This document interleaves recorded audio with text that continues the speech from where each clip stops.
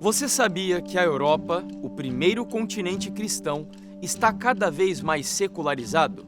O continente que levou fervorosamente o cristianismo a todo o mundo está perdendo esse fervor.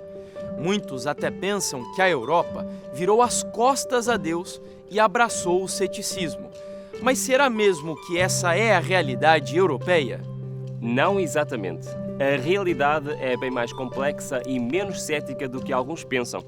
Existe sim um grande questionamento às instituições religiosas e um forte desapego das suas tradições. É uma consequência natural da crescente secularização da sociedade e da diversidade cultural, que juntas deram origem a outras formas de espiritualidade e de conexão com o mundo que não envolvem necessariamente as religiões tradicionais. Olá, eu sou o Ruben Fernandes.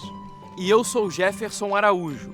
E vamos juntos continuar nesta grande viagem pela história do cristianismo, nessa série sobre o grande conflito entre o bem e o mal.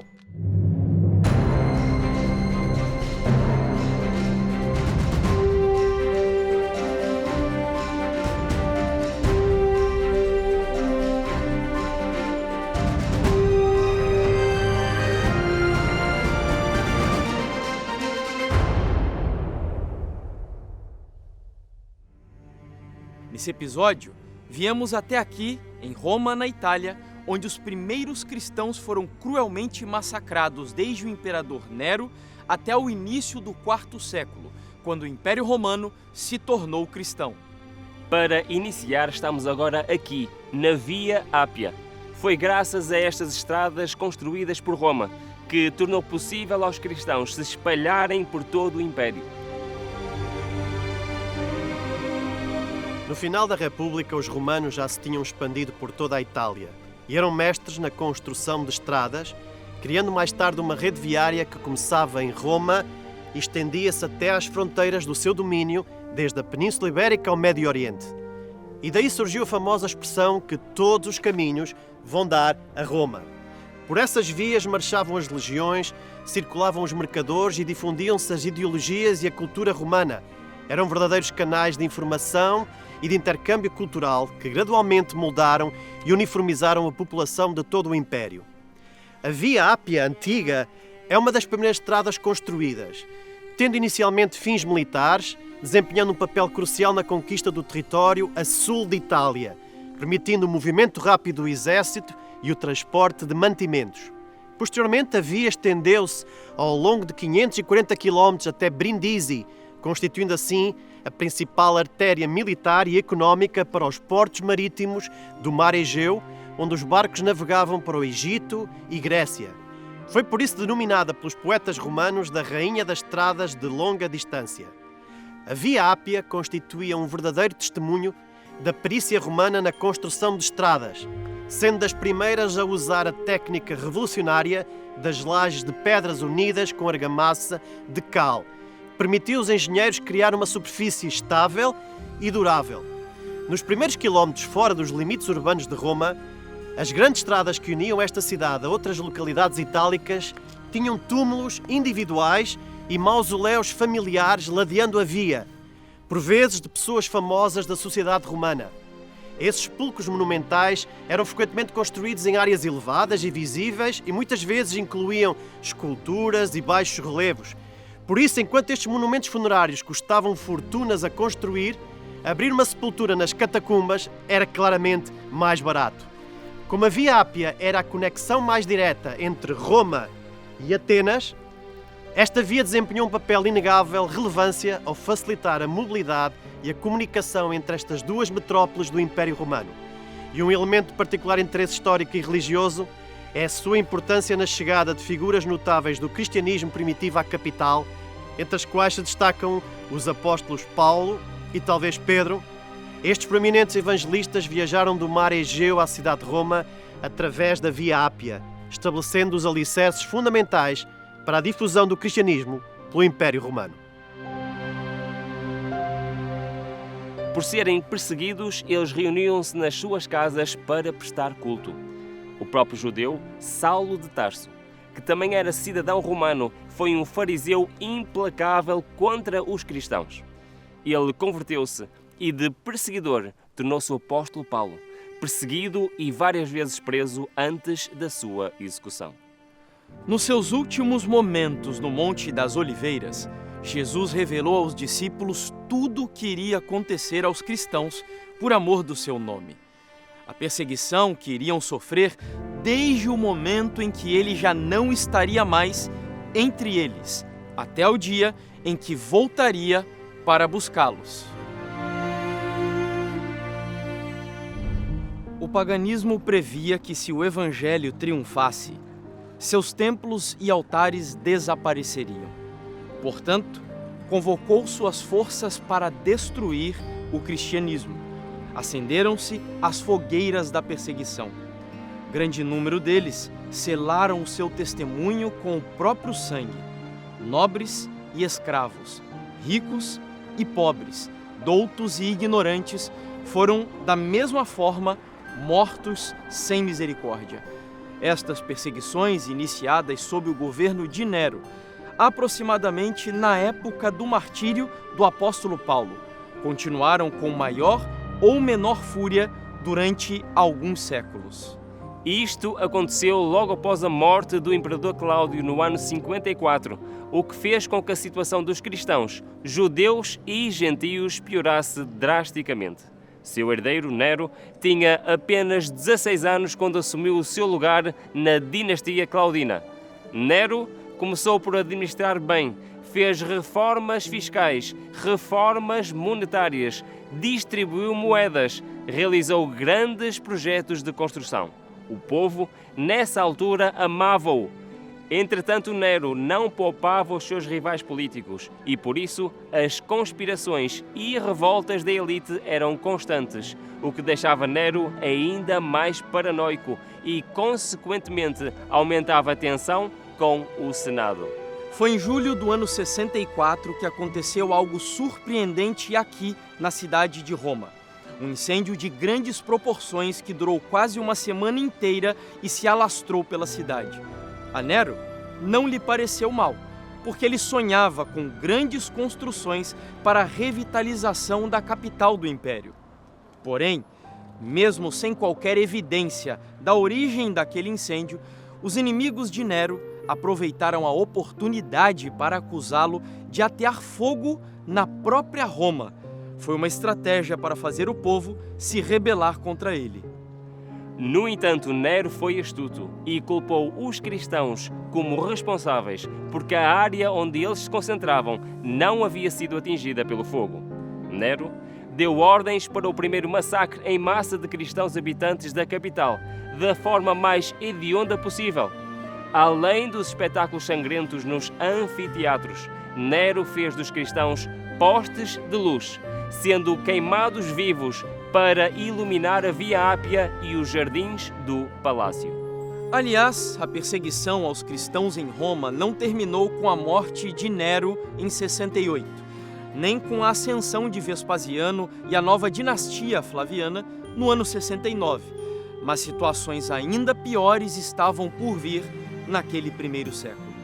Assim, com o ódio popular incitado desde Nero, os cristãos agora eram falsamente acusados dos crimes mais hediondos possíveis e tidos como a causa das grandes calamidades como fomes, pestes e catástrofes naturais que Roma enfrentou naquele período. Eles eram denunciados pelos seus vizinhos e familiares para serem condenados como inimigos de Roma. Os espetáculos com a morte dos cristãos continuaram. No entanto, o resultado não foi o esperado. Essas mortes serviram de um testemunho tão poderoso que muitas pessoas se convertiam ao cristianismo. O cristianismo cresceu e tornou-se ainda mais popular do que era. Estamos aqui no Anfiteatro de Roma, mais conhecido por Coliseu. Em 29 d.C., foi aqui neste local construído um anfiteatro anterior pelo cônsul romano Statilius Taurus. Tinha um formato oval e podia acomodar cerca de 20.000 pessoas. Foi o primeiro anfiteatro permanente construído em Roma e foi um grande sucesso. No entanto, ele foi danificado pelo incêndio de Roma e foi demolido para dar lugar a este Coliseu. A construção deste edifício foi iniciada sob o reinado do imperador Vespasiano e durou cerca de 8 anos, tendo sido concluída em 80 d.C., durante o reinado do imperador Tito. O Coliseu é considerado um dos monumentos mais emblemáticos do Império Romano. Tinha 54 metros de altura, 188 de comprimento, 156 metros de largura, com 4 andares e em cada um deles 80 arcos. O deleite proporcionado pelo entretenimento sempre se revelou como um componente intrínseco à vida cotidiana dos cidadãos romanos. Vivendo num período de paz, consolidada sob o governo de César Augusto, rapidamente as cidades por todo o Império construíram os seus teatros e anfiteatros. Nos teatros divulgava-se a arte dramática e a tragédia, e nos anfiteatros assistia-se a jogos violentos. Conhecem-se mais de 200 anfiteatros por todo o Império Romano, mas a capital não poderia prescindir de possuir o mais grandioso de todos, uma estrutura cujas dimensões eram colossais. Foi dessa grandiosidade que emergiu o epíteto que, em épocas medievais, passou a ser atribuído a essa edificação, denominando-a de Coliseu. O Coliseu, de facto, representa um triunfo notável da engenharia romana. A inovação introduzida através da concepção de arcos e abóbadas construídas com tijolos permitiu aos engenheiros romanos criar vãos de dimensões excepcionalmente amplas, mantendo a integridade estrutural, por meio de um robusto equilíbrio de forças. E o imponente exterior do Coliseu constituía então, como ainda hoje, um maravilhoso monumento que exaltava o poder imperial. No momento da sua conclusão, era uma construção muito diferente da pálida imagem que temos hoje e provavelmente seria muito mais colorido. A investigação arqueológica prova que os romanos pintavam todos os edifícios sempre que tivessem colunas, frisos, relevos e estátuas, conferindo a essas estruturas uma vivacidade cromática que ecoava a pompa e a grandiosidade do Império. Mas qual era a relação deste lugar com a história do cristianismo? Foi aqui o palco de grandes espetáculos, com o sangue de cristãos durante séculos, pois grande número dos cristãos eram lançados às feras ou queimados vivos neste lugar. Quanto mais sangrenta era a morte, mais aplausos. Os cidadãos romanos divertiam-se com o sangue de milhares de cristãos a ser derramado aqui, neste chão. A execução dos cristãos tornou-se a principal atração cultural de Roma. Multidões saudavam os transes da agonia com risos e com aplausos. Uma das histórias de martírio que aconteceram aqui, no Coliseu, e tornou-se um símbolo da disposição dos cristãos de deporem a vida no altar do sacrifício é a história de Inácio de Antioquia. Inácio nasceu antes mesmo de Jesus morrer e foi bispo da igreja de Antioquia, logo depois do apóstolo Pedro. Ele é considerado um dos pais da Igreja Apostólica, um grupo de escritores cristãos que foram contemporâneos dos apóstolos de Jesus Cristo. A cidade de Antioquia fazia parte do Império Romano, cujo imperador na época era Trajano, um cruel perseguidor dos cristãos. Como Inácio era um influente líder do cristianismo, foi condenado à morte. Inácio foi preso pelas autoridades romanas por sua fé cristã. Ele foi levado a Roma para ser executado exatamente aqui. E qual era a sua sentença? Ser devorado pelas feras, a fim de divertir a plateia. Durante a viagem a Roma, Inácio aproveitou para escrever uma série de cartas a várias igrejas cristãs. Nessas cartas, ele expressou o seu amor por Cristo e a sua disposição para morrer pela sua fé. Uma delas foi enviada à comunidade de Roma. Como ele sabia que esta comunidade tinha pessoas influentes, até mesmo na corte imperial, pediu instantaneamente que não intercedessem em favor dele, a fim de privá-lo do seu próprio martírio. Em um trecho dessa carta, ele disse: "Eu suplico a vocês, não mostrem comigo uma caridade inoportuna. Permitam-me ser pasto das feras, pelas quais me será possível alcançar a Deus. Antes, incitem os leões, para que se convertam em meu sepulcro. Assim, serei um verdadeiro discípulo de Cristo. Sou trigo de Deus. Quero ser triturado e moído pelos dentes das feras, a fim de me converter em pão puro de Cristo. A inauguração do majestoso Coliseu foi realizada sob a égide de Tito, filho do imperador Vespasiano, no ano 80 d.C. Este evento inaugural, na qual uma série de espetáculos foi promovida ao longo de um impressionante período de 100 dias consecutivos, marcou uma ocasião de grandiosidade inigualável. Durante essa celebração, uma cifra notável e trágica de quase 10.000 animais selvagens, importados com esforços logísticos extraordinários a partir do norte da África, pereceram nas arenas do Coliseu. Destacando-se os leões, os leopardos, os elefantes, os rinocerontes e as hienas. Tais extravagantes e sanguinários espetáculos serviram não apenas como fonte de diversão para as massas, mas também como uma ostentação do alcance imperial de Roma. O próprio Tito, na sua ânsia por impressionar o público, encenou uma representação de uma batalha naval dentro do recinto do Coliseu, preenchendo-o completamente com água. Essa demonstração de engenhosidade teatral capturou a imaginação dos presentes e realçou a grandiosidade da estrutura arquitetónica. A generosidade ostentada durante os jogos também era notável, pois os espectadores eram agraciados com lanches e vinho gratuitos, enquanto nos momentos de intenso calor eram refrescados com água perfumada. Tais atos de munificência tinham como objetivo cativar o povo e manter a sua lealdade, com o qual a autoridade imperial flaviana dava um exemplo marcante da sua política de pão e circo, mantendo o povo satisfeito e complacente no meio dos desafios socioeconómicos do seu tempo.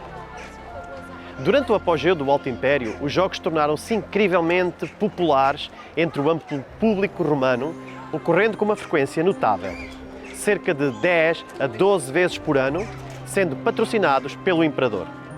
O colossal anfiteatro tinha a capacidade de acomodar no seu interior uma média de 65.000 indivíduos, os quais eram meticulosamente distribuídos pelas arquibancadas de acordo com o seu status social e económico. O primeiro nível, o mais próximo da arena, com melhor vista, era reservado ao imperador e para os membros senatoriais. O segundo escalão era dedicado aos nobres ricos. O terceiro nível era destinado aos cidadãos comuns. E o quarto nível era reservado para escravos e mulheres. Para proporcionar sombra aos espectadores, uma monumental cobertura era estendida sobre o anfiteatro. E o nível mais alto, que abrigava a classe social mais modesta, até recebia a melhor sombra, o que era uma regalia não intencional para os mais oprimidos da sociedade. O anfiteatro romano servia como palco para representações de caçadas brutais, execuções penais e combates entre gladiadores, que eram as principais atrações do público, sendo vistos como símbolos de honra e bravura. Esses guerreiros, frequentemente armados e protegidos de diferentes maneiras, travavam combates entre si, muitas vezes com desfechos fatais. Estima-se que a arena testemunhou a morte de mais de 50.000 indivíduos em nome do entretenimento público. Com o passar do tempo, estes jogos adquiriram proporções cada vez maiores e evoluíram em complexidade, verificando-se que cada imperador buscava superar o seu antecessor em emoção.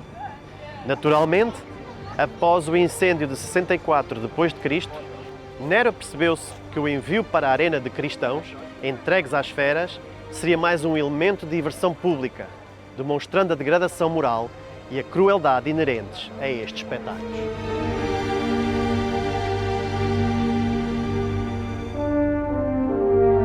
A Igreja primitiva sentiu na carne o ódio que Satanás tem por Cristo. Foram despojados das suas posses, expulsos das suas casas, experimentaram escárnios, açoites, cadeias e prisões, fome e frio. Sofreram tortura numa morte lenta e dolorosa. Eram caçados como animais, forçados a procurar esconderijo em lugares desolados. Nesta viagem pela história do cristianismo e do grande conflito, vamos agora conhecer de perto um desses lugares que marcou a vida da igreja primitiva, servindo de igreja secreta, servindo também de esconderijo e até de cemitério, as catacumbas de Roma. As catacumbas proporcionavam abrigo a milhares. Sob as colinas fora da cidade de Roma, longas galerias foram feitas através da terra e da rocha. O escuro e complicado labirinto das comunicações estendia-se por quilômetros além dos muros da cidade. Nestes retiros subterrâneos, os seguidores de Cristo sepultavam os seus mortos. Quando eram suspeitos e banidos, aqui, no subsolo deste lugar, encontravam um lar. Sob a mais atroz perseguição, estas testemunhas de Jesus conservaram incontaminada sua fé. Privados de conforto, excluídos da luz do sol, tendo o lar no seio da terra, obscuro mas amigo, não proferiam queixa alguma. Provações e perseguições não eram senão passos que os levavam para mais perto do seu descanso e recompensa. Os primeiros séculos do cristianismo estão ligados às catacumbas, antigos espaços subterrâneos abertos no tufo vulcânico poroso. Essas cavidades serviram como locais de sepultamento nos arredores da cidade de Roma. Embora mais famosas pelos enterramentos cristãos, também coexistiram com túmulos de judeus e pagãos.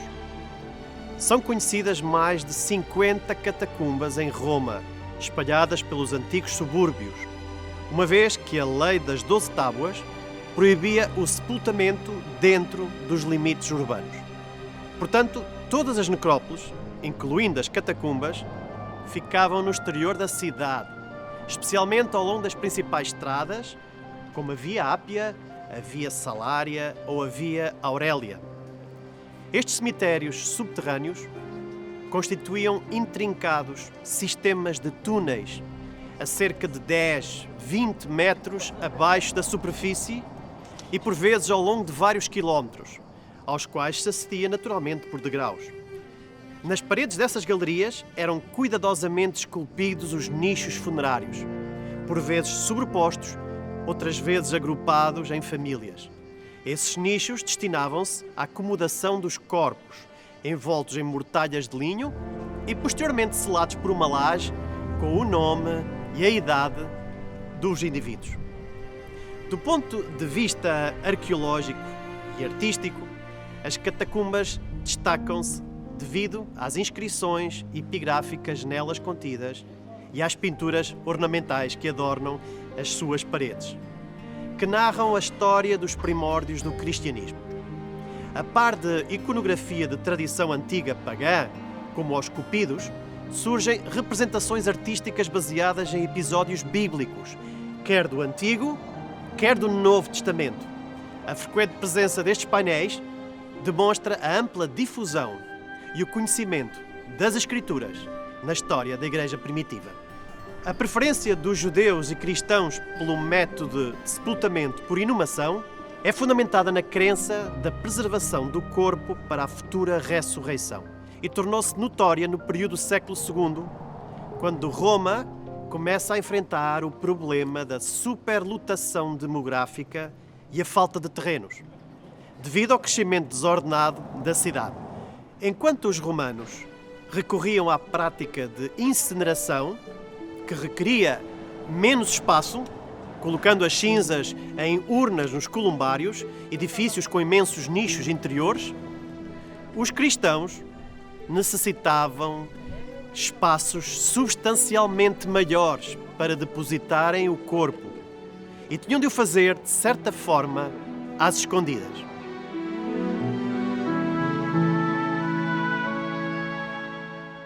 Muitas esposas de generais e nobres converteram-se em segredo.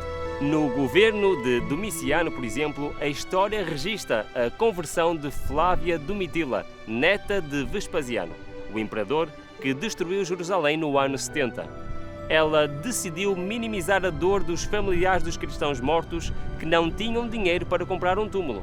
Flávia Domitila construiu uma longa galeria de túmulos subterrâneos dentro da sua propriedade, para que os cristãos sepultassem os seus mortos com dignidade, pelo menos aqueles que não haviam sido mortos nas fogueiras.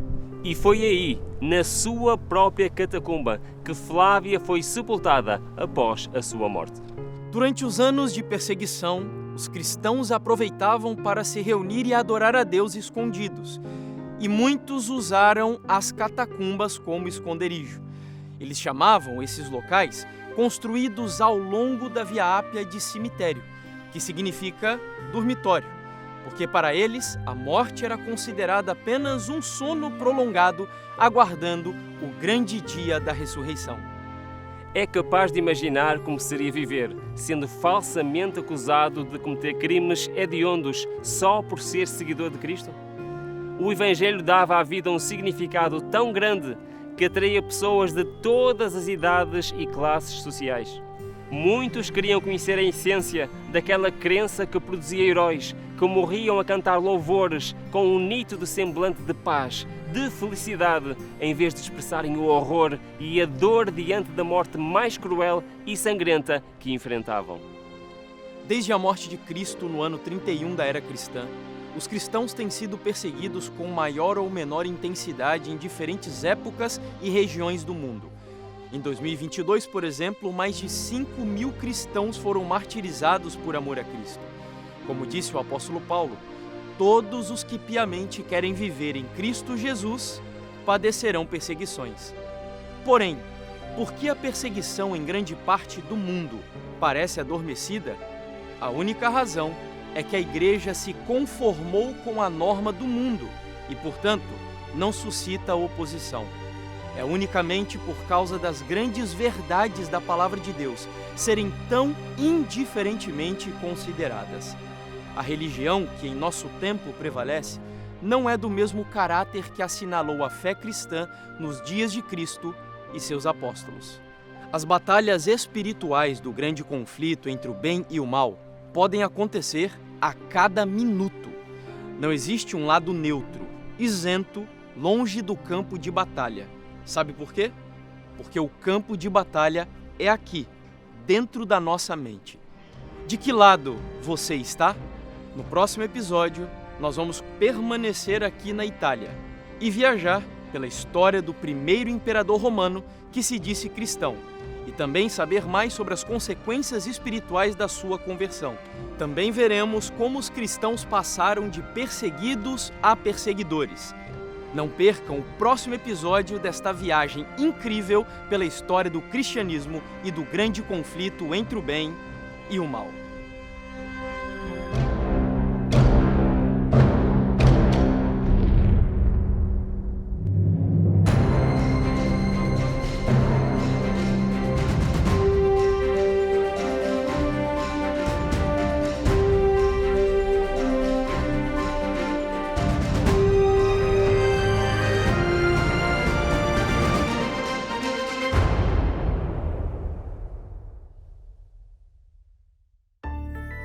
Gostou deste conteúdo? Então temos uma oferta muito especial para si. Peça o curso O Grande Conflito e viaje pelas páginas da incrível história do cristianismo e descubra os desafios e conquistas dos seus heróis. Peça por SMS ou WhatsApp para o número 933 93 9291 e receba de forma totalmente gratuita o curso O Grande Conflito.